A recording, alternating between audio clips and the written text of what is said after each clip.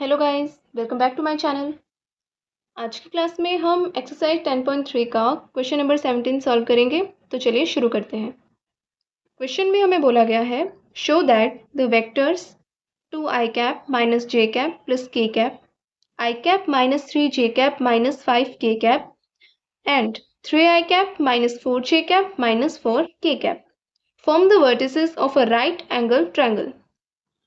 हमें तीन vectors given हैं।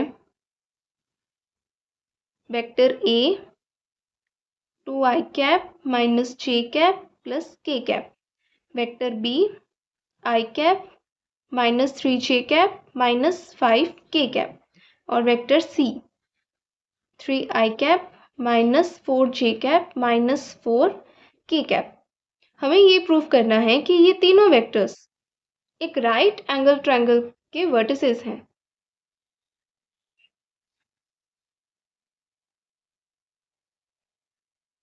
राइट एंगल ट्रायंगल यानी एक एंगल जो होगा वो 90 डिग्री का होगा। अब 90 डिग्री का एंगल है यानी कि परपेंडिकुलर है दो लाइंस, तो जब दो वेक्टर्स परपेंडिकुलर होते हैं तो उनका जो स्केलर प्रोडक्ट है वो हमेशा जीरो होता है। अब यहाँ पे तीन वेक्टर्स होंगे, vector A B, vector B C और वेक्टर सी ए। अगर इन तीनों में से कोई भी दो वेक्टर परपेंडिकुलर है यानी कि दो वेक्टर्स के बीच का एंगल 90 डिग्री है, तो वो दोनों वेक्टर्स का जो स्केलर प्रोडक्ट होगा वो जीरो होगा।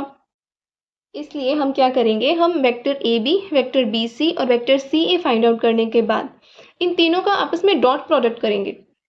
हम ये चेक करेंगे कि डॉट प्रोडक्ट जो है वो जीरो आ रहा है कि नहीं आ रहा है। अगर जीरो आ रहा है तब तो ये वर्टिसेस है, अदरवाइज नहीं है। तो चलिए सबसे पहले vector A B, vector B minus vector A होगा, तो 1 माइनस 2 माइनस 1 यानी minus I cap minus 3 plus 1 minus 2 J cap minus 5 minus 1 minus 6 K cap. इसी तरह vector B C find out कर लेते हैं। Vector C minus vector B 3 minus 1 2 I cap minus 4 minus minus plus minus 4 plus 3 minus 1 J cap minus 4 plus 5 plus 1 के cap. इसी तरह से vector C ए भी हम फाइंड आउट कर लेते हैं। Vector A minus vector C होगा 2 minus 3 minus 1 I cap minus 1 plus 4 plus 3 J cap plus 1 plus 4 यानी 5 के कैप। तीनों वेक्टर्स हमारे पास हैं। तो सबसे पहले हम डॉट प्रोडक्ट लेते हैं वेक्टर ए बी और वेक्टर बी सी का। Vector A B dot vector B C, vector A B है minus I cap minus 2 J cap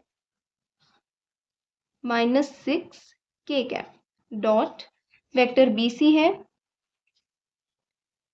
2 I cap minus J cap plus K cap. Formula use करें direct, a1 b1 plus a2 b2 plus a3 b3, तो minus 1 into 2 minus 2 minus 2 into minus 1 plus 2 minus 6 into plus 1 minus 6। इसकी value में हमें मिली minus 6, zero नहीं है।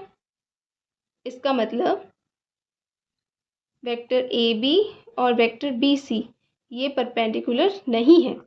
अब हम check करते हैं वेक्टर बी सी और वेक्टर सी ए को।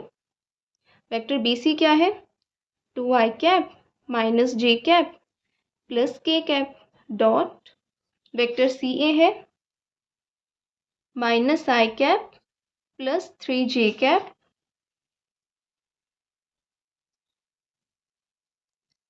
Plus 5 K cap. Again formula apply करते हैं, 2 into minus 1 minus 2 minus 1 into 3 minus 3 और 1 इंटू 5 प्लस 5, ये आ रहा है जीरो। जीरो आ गया, इसका मतलब कि ये दोनों वेक्टर्स परपेंडिकुलर हैं। तो vector B C perpendicular vector C A, यानी कि इनके बीच का जो एंगल है वो 90 डिग्री है। तो अब इसके वर्टिसेस किस तरह से हो गए कि vector C, vector A, vector B, ये है वेक्टर बी सी, ये है वेक्टर सी ए और ये है वेक्टर ए बी। तो हमने प्रूफ कर दिया है कि ये तीनों वेक्टर्स जो हैं एक राइट एंगल ट्रायंगल के वर्टिसेस हैं, क्योंकि इनके दो वेक्टर्स का जो डॉट प्रोडक्ट है वो 0 आ रहा है। तो ओके फ्रेंड्स, आज के लिए इतना ही। आपको इस क्वेश्चन में कोई डाउट है तो आप मुझे कमेंट कर सकते हैं। वीडियो पसंद आए तो please like, share and comment and subscribe to my channel. Thank you.